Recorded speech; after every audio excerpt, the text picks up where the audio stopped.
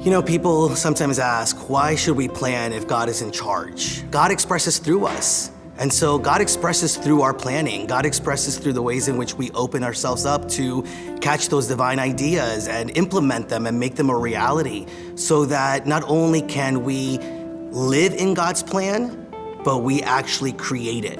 I believe God's plan for Unity on the Bay is to reach not only those we have reached and are reaching, but a far greater number of individuals through different technologies and through our own willingness to redefine how we present the teachings of truth.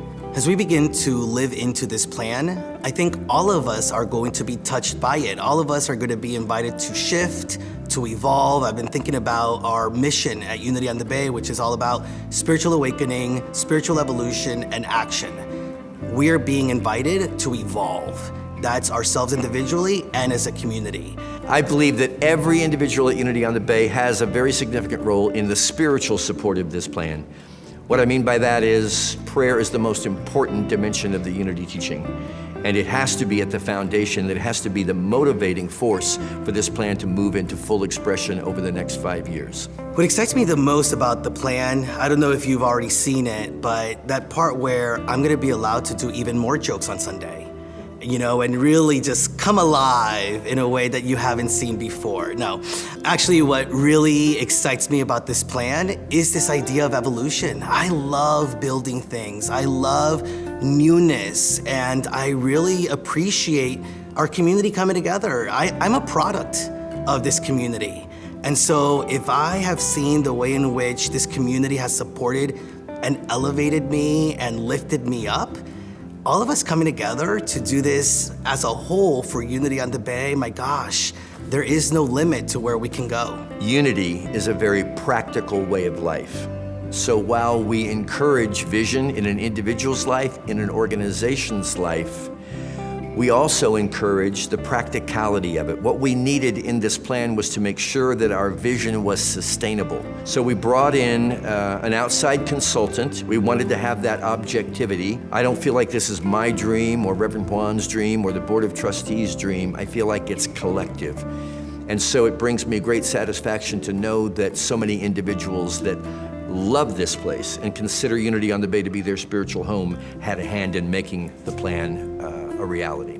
So there are many components to this amazing and expansive strategic plan that we have. We're very much focused on 4 different areas, and these 4 different areas are going to be what we strengthen so that we can live into the vision that we have for our spiritual community.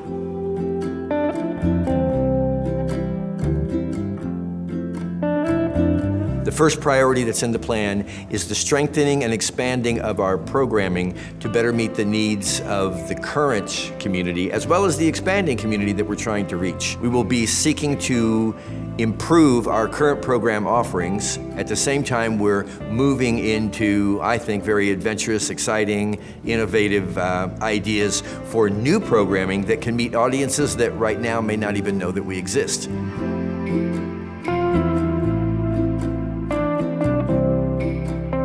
This plan is really about who we are as a community.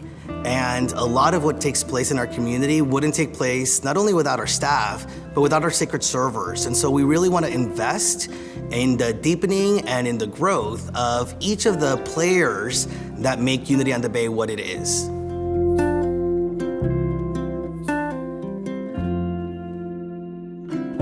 You know, almost since I arrived in Miami, what seems like so many years ago now, I've heard people say Unity on the Bay is the best kept secret in Miami. And while I run into people all the time who know of Unity on the Bay, I do believe a lot of people don't know that we're here and what we have to offer and the unique ways in which we offer it. So being out and known in the community is a high priority in this plan.